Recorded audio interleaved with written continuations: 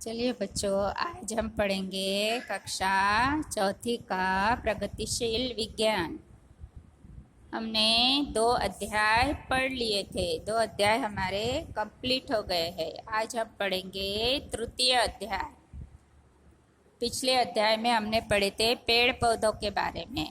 आज हम पढ़ेंगे जानवरों जंतुओं के बारे में, एनिमल्स के बारे में। जंतु जगत इकाई 2, जंतु जगत।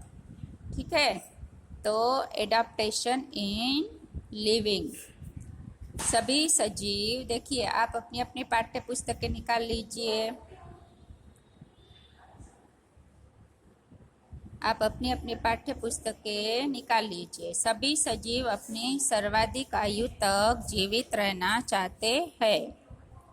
जीवित रहना सभी सजीवों की सहज प्रवृत्ति होती है।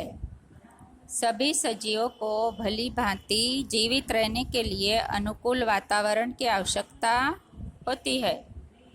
अभी सभी सजीव क्या है? सभी सजीव यानी जो जीवित रहने वाले। सभी सजीव अपनी सर्वाधिक आयु तक जीवित रहना चाहते हैं। जीवित रहना सभी सजीवों की सहज प्रवृत्ति होती है। सभी सजीवों को भली भांति जीवित रहने के लिए अनुकूल वातावरण की आवश्यकता होती है। वातावरण समय के साथ बदलता रहता है। सही है ना? वातावरण तो हर समय बदलता है और सबको अनुकूल वातावरण की आवश्यकता होती है। हम भी सजीव है। बहुत ज़्यादा सर्दी लगेगी तो हमको भी सर्दी लगती है, और बहुत ज़्यादा गर्मी होती है तो हमको भी बहुत ज़्यादा गर्मी लगती है। हम भी वातावरण में रहने के लिए अपने आप को अनुकूल वातावरण करना पड़ता है। जब ज़्यादा सर्दी पड़ती है तो हम लोग स्वेटर पहनते हैं, और ज़्यादा गर्मी पड़ती है तो हम लोग क्या चलाते हैं? AC, cooler. पर ये तो प्राणी हैं। प्राणी तो खुले में रहते हैं या जंगल में रहते हैं, इसलिए वातावरण समय के साथ बदलते रहता है। यह सजीवों के लिए कठिन परिस्थितियाँ उत्पन्न कर देता है। उदाहरण के लिए हम 0 डिग्री से 50 डिग्री सेंटीग्रेड तापमान पर जीवित रह सकते हैं, परंतु यदि तापमान बढ़कर 100 डिग्री से अथवा घटकर -100 डिग्री सेंटीग्रेड हो जाए तो हम अतिशीघ्र ही मर जाएंगे। सही बात है ना?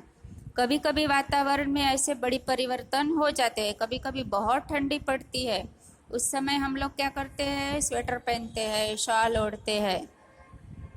पर जो प्राणी हैं, प्राणियों को तो जंगल में ही रहना पड़ता है, उनको तो हम स्वेटर शॉल नहीं देते हैं। चलिए, अभी अनुकूलन यानी क्या? अनुकूलन अपने आप को वातावरण के साथ ढालना। सजीवों का अपने वातावरण के अनुसार बदल जाना अनुकूलन कहलाता है। अनुकूलन में प्राणी स्वयं को अपने वातावरण के अनुसार परिवर्तित कर लेते हैं। जंतुओं में परिवर्तन साधारणतया 3 प्रकार का होता है। आवास के लिए अनुकूलन। विभिन्न प्रकार के आवासों में रहने वाले जंतुओं में अलग अलग प्रकार के अनुकूलन पाए जाते हैं। स्थलीय जंतु। अभी स्थलीय जंतु यानी क्या? जो जमीन पर रहते हैं। अनेक जानवर भूमि पर रहते हैं। उन्हें भूमि पर चलने एवं दौड़ने के लिए टांगे एवं सांस लेने के लिए फेफड़े होते हैं। इनके संवेदी अंग वातावरणीय परिवर्तन के प्रति अत्यंत संवेदनशील होते हैं। उदाहरण के लिए शेर एवं चीता दौड़ते हिरण को पकड़ने के लिए अत्यधिक तेज दौड़ते हैं।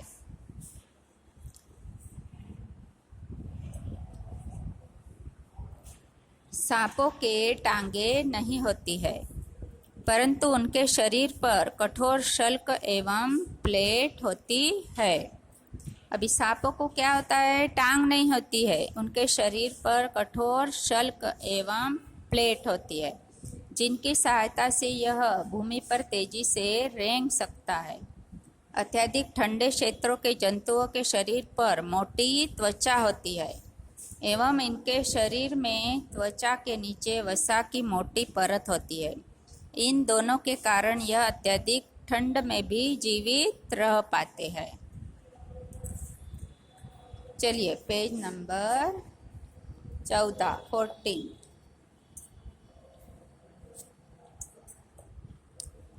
अधिक सर्दी के कारण जब ये जंतु शिकार के लिए निकल नहीं पाते हैं तो यह वसा भोजन का कार्य करती है।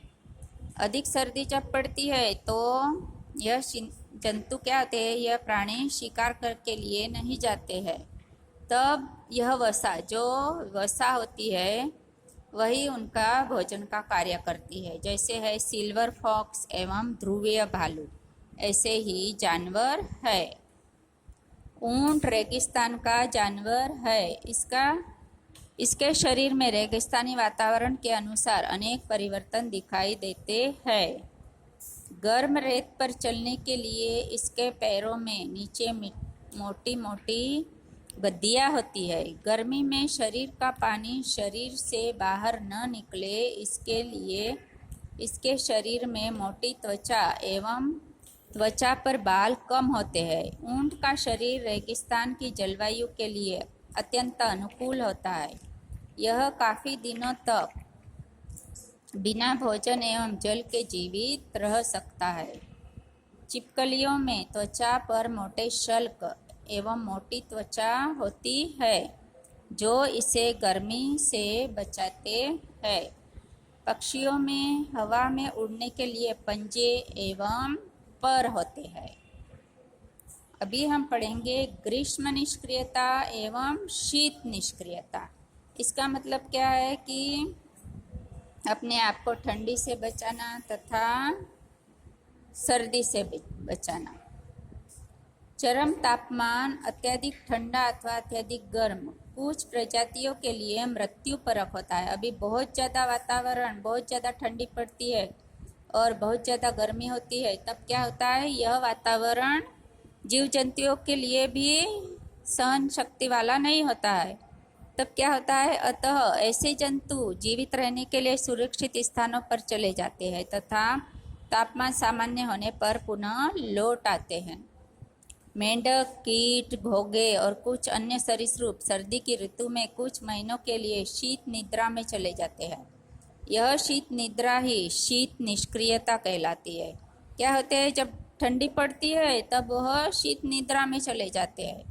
और कुछ जलीय जंतु अत्यधिक तापमान होने पर नीचे मिट्टी में, कीचड़ में चले जाते हैं। गर्मी के दिनों में यह निष्क्रियता ग्रीष्म निष्क्रियता कहलाती है। जंतु इस लंबे समय में भोजन के रूप में अपने शरीर में एकत्रित वसा का प्रयोग करते हैं। अभी पढ़ेंगे हम जलीय जंतु। जलीय जंतु जल में निवास करते हैं। उनमें अपने वातावरण के अनुकूल बने रहने के लिए निम्नलिखित विशेषताएं होती है। मछलियों में तैरने के लिए पंख एवं कछुआ, व्हेल आदि में चप्पू जैसे रचनाएं होती है। दूसरे जंतु जैसे मगरमच्छ आदि अपनी पूंछ की सहायता से तैरते हैं। बत्तखों के पैर तैरने के लिए चंपू का काम करते हैं। अभी तक अपन ने पढ़ा, उसके बारे में आपने क्या जाना। नदियों एवं अधिकांश झीलों का जल ताज़ा एवं मीठा, जबकि समुद्रों का जल खारा होता है। अतः मीठे जल के प्राणी खारे जल में एवं खारे जल के प्राणी मीठे जल में जीवित नहीं रह सकते हैं। अभी पढ़ेंगे उभयचर जंतु। उभयचर प्राणी, इस प्रकार के जंतु भूमि एवं जल दोनों स्थानों पर निवास करते हैं। ये जंतु दोनों स्थानों पर रहने के अनुकूल होते हैं। इनके शरीर में निम्नलिखित अनुकूलन पाए जाते हैं। इनमें भूमि पर चलने के लिए पैर होते हैं, सही है ना। ये भूमि एवं जल, ये पानी में भी रहते हैं और जमीन पर भी रहते हैं।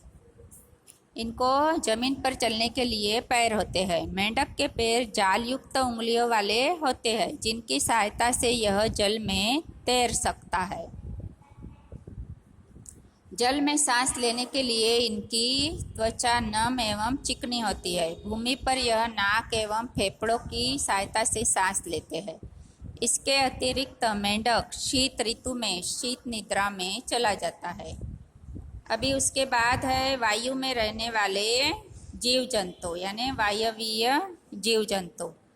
अधिकांश समय वायु में रहने वाले जंतु वायवीय जीव जंतु कहलाते हैं। इनमें निम्नलिखित अनुकूलन पाए जाते हैं। सभी वायवीय जीव जंतुओं में उड़ने के लिए पंख एवं उड़ने वाली मांसपेशियां पाई जाती है। इनका शरीर परों एवं खोखली हड्डियों तथा वायुकोशों के कारण अत्यंत हल्का एवं आगे से नुकीला होता है, जिससे यह हवा में भली भांति उड़ सकते हैं। गर्मी के कारण शरीर के पानी की क्षति को रोकने के लिए इनके शरीर पर घने पर होते हैं। क्या पर यानी क्या? पंख होते हैं। दांत न होने के कारण चोंच इनका भोजन जैसे कठोर छिलके वाले फल आदि तोड़ने एवं काटने का कार्य करते हैं। ठीक है।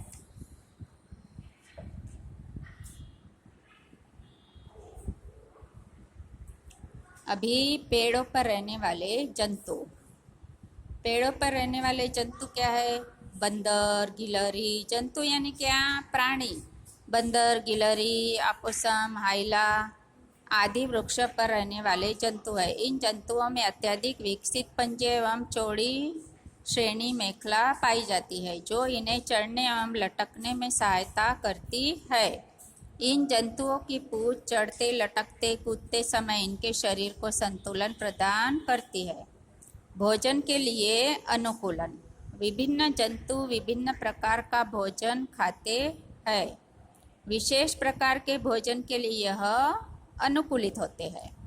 अभी शाकाहारी जंतु। ये जंतु पेड़ पौधे एवं उनकी पत्तियां तथा अन्य भाग खाते हैं। इनके मुंह में विकसित कृतंक एवं चवर्णक दांत होते हैं। कृतंक यानी क्या? कुतरने वाले, और चवर्णक यानी क्या? चबाने वाले दांत। यह दांत काटने एवं भोजन को पीसने का कार्य करते हैं। सभी प्रकार की भूमि पर चलने के लिए इनके पैर खुर युक्त होते हैं। इनके सींग इनकी शत्रुओं से रक्षा करते हैं। ठीक है। अभी पढ़ेंगे मांसाहारी जंतु। अभी ये मांसाहारी जीव जंतु क्या करते हैं? इनमें मांस चीरने वाले दांत पाए जाते हैं। अधिकांश मांसभक्षी जीव जंतु शिकारी होते हैं। ये शिकार करते हैं। इनके पैरों में मजबूत नुकीले पंजे होते हैं, जिनसे यह अपने शिकार को मार देते हैं। मजबूत जबड़े इन्हें मांस खाने में सहायक होते हैं।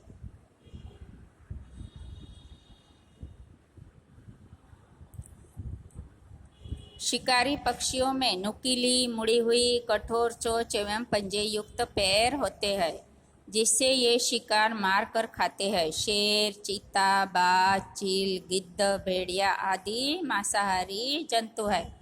अभी यहाँ पर आपका ये पार्ट 1 कंप्लीट हो रहा है। ठीक है। आगे का हम लोग पढ़ेंगे और इसका अभ्यास भी पूर्ण करेंगे। ठीक है। चलिए, अभी मैंने ये जो पढ़ाया आपको, यह अपनी पाठ्य पुस्तक खोल के यह पढ़ना है और समझना है। ठीक है।